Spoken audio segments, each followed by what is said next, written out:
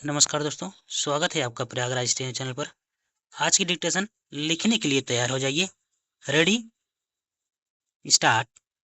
सहनशीलता को सद्गुण माना गया है, परंतु सदैव ऐसा नहीं होता। शास्त्रों में कहा भी गया है कि क्रोध भी तब पुण्य बन जाता है जब वह धर्म और मर्यादा की रक्षा के लिए किया जाए, और सहनशीलता भी तब पाप बन जाती है जब वह धर्म और मर्यादा को बचा ना पाए। पितामह भीष्म के जीवन का एक ही दोष था कि उन्होंने उस समय मौन धारण किए रखा जब उन्हें हस्तक्षेप करना चाहिए था। द्रौपदी के अपमान के उन भयावह क्षणों में जब दुर्योधन ने सभा में द्रौपदी का चीरहरण कराया, भीष्म चुप रहे। जटायु के जीवन का पुण्य कार्य था कि उन्होंने माता सीता के अपहरण में रावण का प्रतिरोध किया।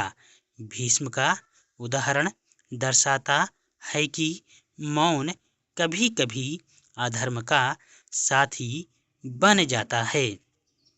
यदि भीष्म ने समय पर प्रतिक्रिया दी होती, तब संभवतः महाभारत का संहार टल जाता। वहीं जटायु का प्रतिरोध इसलिए पुण्य बन गया क्योंकि उन्होंने रावण की परवाह न करते हुए सीता जी को मुक्त करने का प्रयास किया। यद्यपि रावण ने उन्हें बुरी तरह घायल कर दिया, लेकिन जटायु का प्रयास व्यर्थ न गया। मृत्यु तो दोनों की हुई, लेकिन उसका स्वरूप भिन्न था। जहाँ भीष्म को मृत्यु की प्रतीक्षा में बाणों की शैया पर समय गुजारना पड़ा, तो जटायु को श्री राम की छांव मिली। जटायु का सर्वोच्च बलिदान आज भी प्रेरणा का स्रोत है।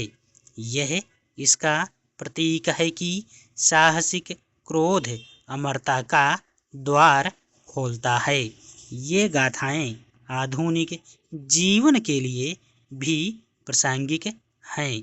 आज भी जब हमारे इर्द गिर्द अन्याय, भ्रष्टाचार और असमानता व्याप्त हैं, तो हमें भीष्म की मूल से सीखना चाहिए। सहनशीलता श्रेयस्कर तो है, लेकिन वह अधर्म को बढ़ावा दे तो पाप बन जाती है। यथार्थ ही कहा गया है कि पतित कार्य को होते देखना भी पाप में भागीदार बनना है।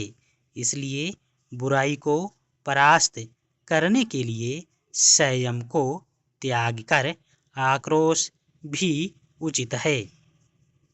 मतदाता सूचियों के विशेष गहन पुनरीक्षण यानी SIR के खिलाफ दायर याचिकाओं की सुनवाई करते हुए सुप्रीम कोर्ट ने जिस तरह यह कहा कि यह एक आवश्यक काम है और संबंधित कर्मचारियों यानी BLO को इसे करना ही होगा, उसके बाद इस प्रक्रिया के खिलाफ खड़े लोगों को यह समझ आ जाए तो अच्छा कि इस पहल का विरोध करने से कुछ हासिल होने वाला नहीं है।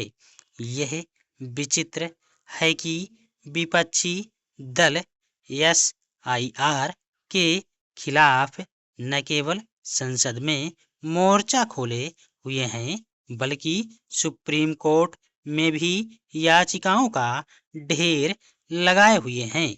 इसके पहले वे बिहार में इस प्रक्रिया के दौरान वोट चोरी का आरोप लगाते हुए सड़कों पर उतरे थे।